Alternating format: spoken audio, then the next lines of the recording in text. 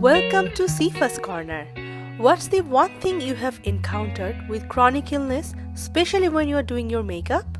Running out of energy. In today's video, I will be sharing some of my most used chronic illness beauty tips and products, and you will learn how to simplify your makeup routine to save your energy. If you are new here, I am Wasifa and I have been living with a chronic illness for the past 17 years. I am here to help you look and feel your absolute best by providing you with makeup tips and products recommendations and make your beauty routine get easier. If you're interested, then hit the subscribe button and the notification bell so that you don't miss any of my weekly videos. Let's get started. Our faces show the signs of chronic illness pretty easily without makeup, and for starting the makeup, a good base is absolutely necessary. So my tip number 1 is to start with a moisturizer that works as a great primer. I have been trying MAC Mineralized Time Check Lotion for a couple of months under my makeup and found that you don't need a separate primer to smooth out your pores or a moisturizer to provide moisture and hydration to your skin. It blends well and gives a smoother looking surface to work with. So massage the lotion well into your skin and your base is ready. The next step is foundation. My tip is choose a lightweight, hydrating foundation that has a buildable coverage. This new foundation is from IT Cosmetics and it has skincare benefits infused with the makeup. If you look closely, you can see the fine sheen or shimmer particles in this product. Don't worry, when you use it on your skin, it will not look shimmery or glittery. It will rather give you a luminous and healthy skin-like finish. I found that using this foundation first with finger and then with a damp sponge makes the blending process easier and faster. When you use a heavy foundation, it takes a lot of effort to blend it properly. The benefit of using a lightweight one is that you can go with more than one layer and still blend it without a lot of hand and arm movement. My next tip is use a full coverage liquid concealer. Look straight into the mirror like this and slightly tilt your head downwards. Can you see the hollow and dark area under the eyes? Add 3 dots in those hollow area and then add 1 dot on the outer corner. That's about it. With the same damp sponge, blend the product. You can use the press and roll method. This is pretty self-explanatory. You just press the sponge to your skin and roll it gently. When you tap the sponge on your skin, it takes more energy and causes strain to your hands and arms and shoulders.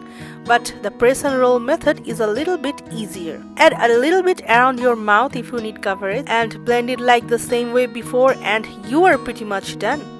To set the face, take a fluffy brush and a pressed powder instead of a loose one. Loose translucent powders are awesome to bake your face and set it for a long time. But I found that doing the baking process and oversetting the face takes a long time and not to mention my energy to blend it properly. When you use a fluffy brush and gently sweep it to set your face, it will cause less strain and effort. So my tip is use a pressed powder like Urban Decay All-Nighter with a fluffy brush for your face and a smaller brush for your under eye area or around your nose.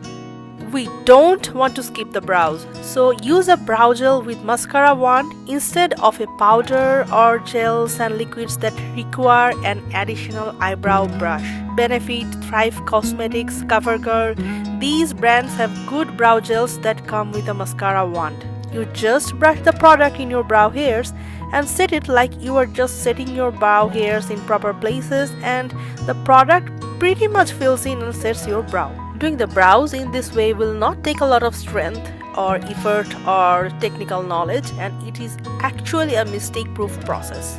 If you are still here watching the tutorial, thank you so much for your support. Can you please leave me a comment and tell me what's the one thing that really bothers you when you are doing your makeup? Leave me a comment and let's start a conversation. So brows are done. Now we are going to the eyes. My tip for eye makeup is choose a long wearing liquid or cream product. You can try Palladio liquid shadows or KVD Dazzle sticks or the Pop Beauty flash shadow, liquid eyeshadow. Now let's get into the eye makeup process. I'm adding the Palladio liquid shadow on the middle of my upper lid. Then I'm using a blending brush like this to blend the shade. Here is a 3-step process for an extremely easy eye makeup. Step 1. Add a liquid shadow on the middle. Step 2. Tap the shadow with the brush and gently spread it on the lid. Use the flat side of the brush. Step 3. Blend the shade around your crease by a windshield wiper motion. Use a gentle touch and use the dome portion of the brush. Whatever you have left in your brush, use it on your lower lash line to add some colors. Let's do it on the other eye. Add the shadow, tap tap tap, and then blend it like a windshield wiper. Left right, and the eye makeup is done. So it's pretty easy, right? Tip number 9. Use a mascara with small bristles. Two of my favorite options are from Lancome and this other one from Benefit. Let me tell you why small bristles are more efficient. My fingers tremble when my shoulder pain gets worse. And if I use a mascara with bigger bristles, 9 out of 10 times I am going to smear it around my eyes. And then I have to clean it up and redo those parts. So it's such a hassle, and I believe many of you can relate to this situation. This is why, my friends, try small bristles. They get into the tiniest lashes without touching the skin part. I have used both mascaras here to show you how they look. My next tip number 10 is use a liquid or cream blush instead of a powder blush. Let me tell you why the formula matters. You will need a blush brush and then take the product and then spend some time blending it. At this point, if you have chronic shoulder or back pain, it would have already started. So if you take a liquid or cream blush and you can use it with your fingers or the sponge you have already used for your foundation and tap it on your cheeks. Another thing, many liquid blushes generally give a healthy glow, so you are not going to need a separate highlighter for the cheeks. As you can see, this blush from CoverGirl is already giving me a healthy sheen on the cheek, and I am not going to add an additional highlighter. So try the cream blush or a liquid blush and let me know how it goes. Tip number 11. Use a liquid lipstick but as a lip stain. You can definitely use a lip stain, but they are not as long lasting as a liquid lipstick.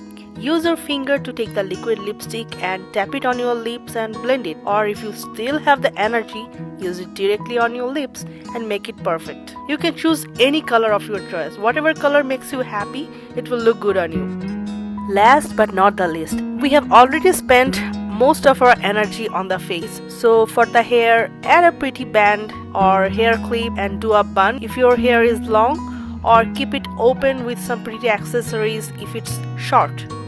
So the whole look is pretty easy, right? Try these tips the next time you want to get ready for an event or just to feel beautiful. The more you practice these steps, the easier they will get. If you like the tutorial, found it useful, leave a comment and hit the like button. Or if you haven't already, hit the subscribe button. Till my next one, stay healthy, stay beautiful, and stay with Sifa's Corner.